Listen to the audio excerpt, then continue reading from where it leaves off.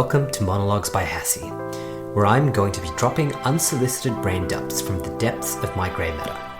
I'll talk about life, money, society, and self-development, plus whatever else lies up there, whilst hopefully not getting cancelled in the process.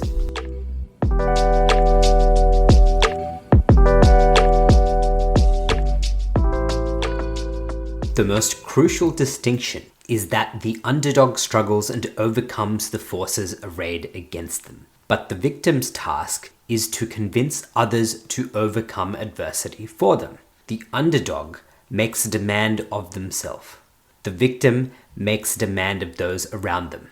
The underdog's hardships are dealt to them by fate, not by other people, and they make it a part of their own destiny to overcome those hardships. That was a quote from a book called Nation of Victims by a very controversial man called Vivek Ramaswamy, who happens to be running for president in the United States as a Republican candidate. So naturally very controversial, and I've decided to read his book because I know he's going to gain some prominence in the next 6 to 12 months. Currently only in the US, but eventually, once we go past the Republican primaries and the Democratic primaries and the actual battle for the president actually starts, I do believe that this person will be prominent. So I've actually started reading their book ahead of time. Not because I agree with everything they state, but I do think that there are particular values that really stand out to me. And in this book, the quote that I read, about victims and underdogs and the distinction between them stuck out like a sore thumb. I read that and I said, wow, I really feel that quote, because there have been times in my life when I was at peak depression many years ago where I felt like a victim.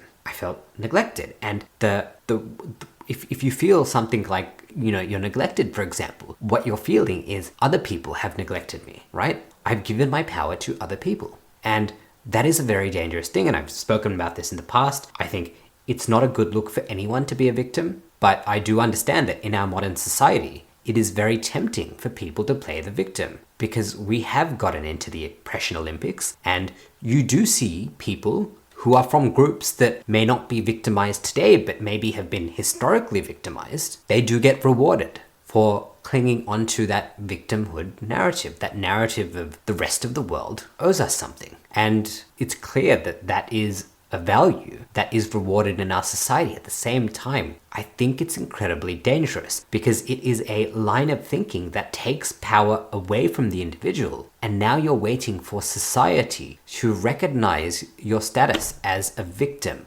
or as oppressed. And you're waiting on society to give you things to improve your circumstances. And I think regardless of what demographic you come from, in every demographic, you have these people who are underdogs. And the underdogs have the best stories when we tell them. And the reason they have the best stories is, I think deep down, all of us, we admire people who take personal accountability and make things happen, who say, yes, these negative things have happened to me. I've faced these adversities, but I'm going to overcome that. And the reason I'm going to overcome that, and the reason I'm going to try to overcome that, is because I know when I achieve what I need to achieve, that I'm going to have an incredible story. And that adversity that I faced is actually going to be so valued. Like, if you can see value in your hardship today, and that is going to create a beautiful tapestry in your life experience, and that you overcoming that adversity is going to create a beautiful story, then of course it makes sense that the story of the underdog is a beautiful thing.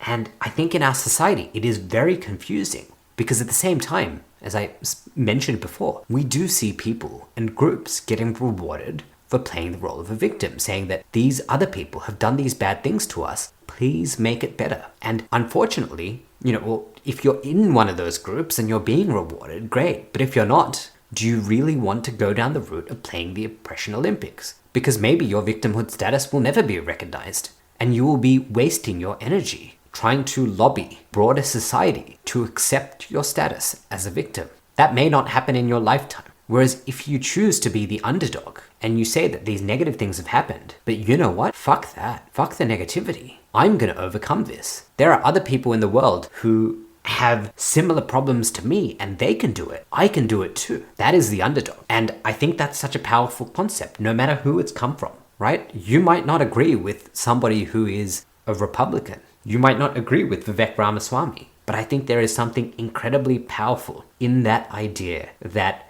victims and underdogs are two sides of the same coin. And as you progress through your story and overcome adversity, which we all will at some point in our lives, and we will encounter adversity many times in our lives, will you choose to be the victim or will you choose to be the underdog? And I'll leave it there. And to all of you listening to this, I wish you great success on all your endeavors.